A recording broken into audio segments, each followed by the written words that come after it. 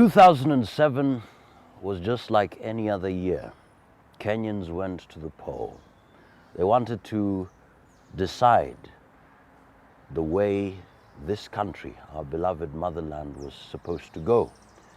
And unfortunately, by the beginning of 2008, lives of beloved sons and daughters of this country were gone, dead. Killed by who?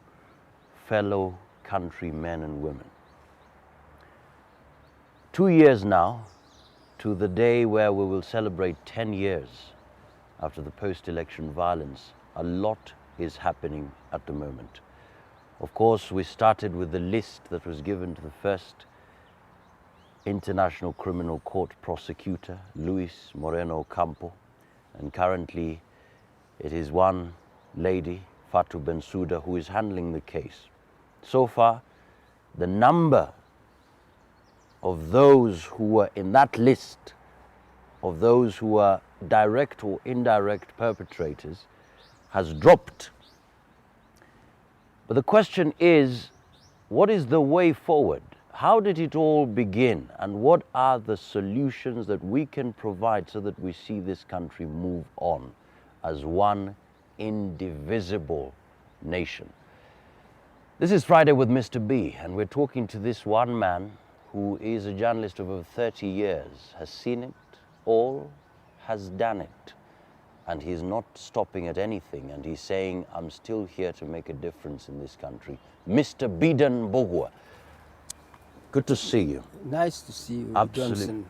2007, Yes, when the war broke out, Yes. Kenyans killing each other, yes, you were called, together with former PS in the Ministry of ICT, Dr. Bitangi Ndemo. yeah. You were told to do something. Perhaps you Yes. could just bring us to light as we handle really.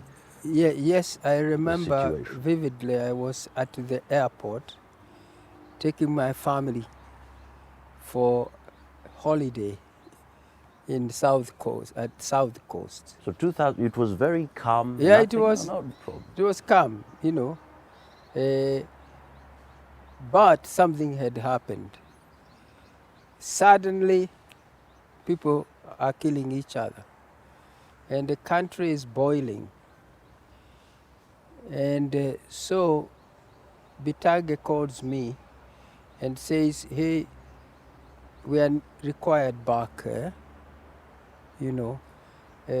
to assist in bringing country together, but also starting something that at international level will show Kenya is still together, is still destination. So many people love to travel. So something had happened, and it was so sudden and massive. And so we met, I think we met at Serena, and we had called a few people, like Rose Kimodo and a few others. And finally, Brad in Kenya was born.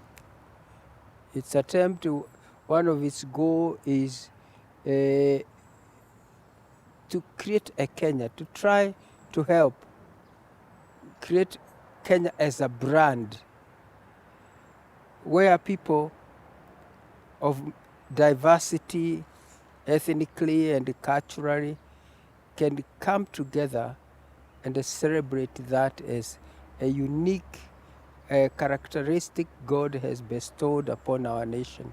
Mhm. Yeah. You know, at this particular time, we're grappling with the fact that it's been 8 years, Yes. and what really happened in 2007 has not been fixed so far. Yes. But yet we're talking about people who are fixing other people. Yeah. And you're bringing in the concept of Brand Kenya. And it was purely bringing Kenya together. Let's begin focusing on the real issues. From your perspective, 2007, 2008, what are those unresolved issues that are still there that led to what happened?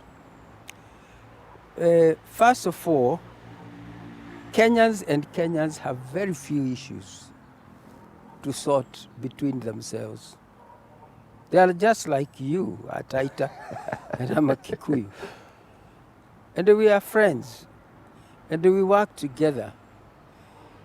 And I see you as my son also, apart from the work we do here.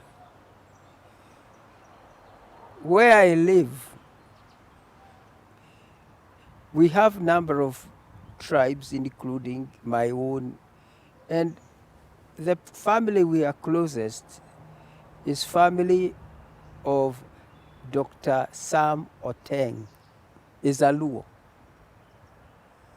I met this gentleman in Zambia. He was director of UN in that region. And I was to do a project for UN on food security. And I was there removing my suitcases to get to a hotel where I was going to stay. And this man removed my suitcases and put to his car. And he said, "You cannot stay in a hotel as my fellow Kenyan when I have a huge house and my family is in Kenya. No, that, you should save that little money for the use of your family." And this is a Luo.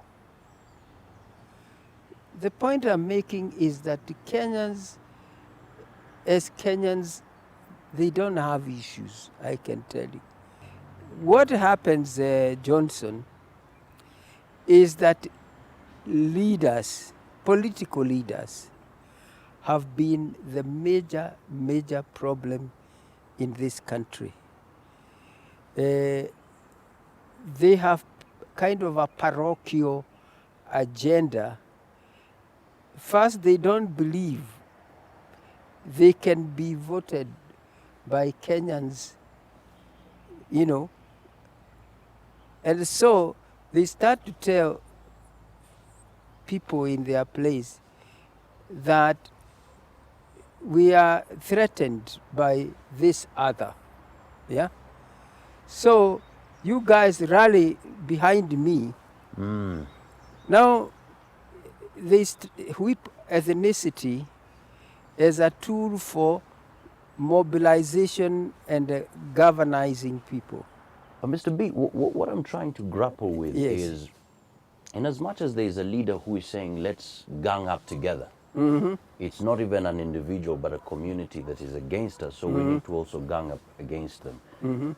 Kiamba Church, you remember, Yes. some goons went there, burnt Kenyans Yeah, alive, Yeah. the congregants in church. yeah, What happened? Because the reality, Mr. B, is even those who were in the list, the first list, yeah, nobody in even our minds, yeah, nobody would say they saw them torching a house or killing somebody. Yeah. But it was very simple Kenyans, Yeah. normal Kenyans who killed each Yes, other. yes. So how do we grapple Yes. with that? Yes. First of all, the instigators, the masterminds, are those political leaders. They start to whip emotions in people that where people are mixed, like you have a Kalenjin, you have a Kikuyu, you have a Luo, you have, where people are in this mix, they start to say, we don't want madoa-doa. Just like Hitler started to say, we are a superior race, and we may, be adulterated by these guys who are inferior race when they start breeding with us. And so we must really keep them at bay. And they killed like how many? 8 million, 6 to 8 million Jews. And the only crime is that they were very good business people. And just talking about power and the place of really poor people killing each other, Yeah. you were once invited to Solomon Islands. Yes. And you went to with the Archbishop, South African Archbishop Desmond Tutu. Yes. And there were some revelations that you got. Perhaps you could Yes. share that story with us so that we at least understand, Yes, power and yes. poverty, how they Yes, come yes, together. yes. When I went to Solomon Islands with Archbishop Tutu, our mission was to bring these people together, to mediate. Because what happened, just like here, there was a militia that was created by powerful people to help them dislodge the government that was there. And they start killing, just the same. They were laying somebody flat, facing downwards, then they would smash him with a rock from the back. And they had killed people. And they were so strong, they were about to overthrow the government, the militia. So the government had to send SOS to Australia government if they could send them defense forces to help them disarm the militia. It was bad, but in this particular conference for peace, I was seated between two women, and I was talking to them because Archbishop Tutu was supposed to open the conference. And one of them told me she has lost 5 sons who were killed by the defense forces because they were in Malaysia. And this other woman had lost 6 sons and a husband. They were killed by the militia. And I could see from what they were wearing, from the way they looked, they were both very poor. So I was about, how come these are poor people? So I asked them now, I was sitting between, do you know this other woman? She said, no. And do you know this other woman? No. That really kind of caused my mind to think very deeply. And you see, in that conference, the definition, what we were discussing was combatants and victims. So of course, finally, because Tut was not able to come, he was still in the hotel. He was indisposed. He was unwell because he still had prostate cancer. So I was called from just seated with other people to come and lead the opening now. And so when I got there, I said to the group, I want to draw your attention to something very, very intriguing. So I asked the 2 women to stand up. Say here we are saying about combatants and victims. This woman lost 5 sons from the security forces, and this one lost because militia attacked them. What is the difference between these 2 women? And they said they both look poor. So I said, now our discussion will be like this. This is victims against victims. Simple. But where are the masterminds? Where are the organizers? And the answer was simple. They are well protected by the state machinery, and also their children are in overseas or international schools, which are also well guarded. That was powerful. If you look at that time, there was no child of Kibaki we heard was injured or was involved. There was no child of Raila Odinga who was involved or injured. There was no child of Kenyatta family who was involved or injured. And you can go through that list. There was no child of Ruto or his family who was injured or involved. What does that tell you? It's exactly that is the poor against the poor. Poor against But the poor. there are those who mastermind and those who fund.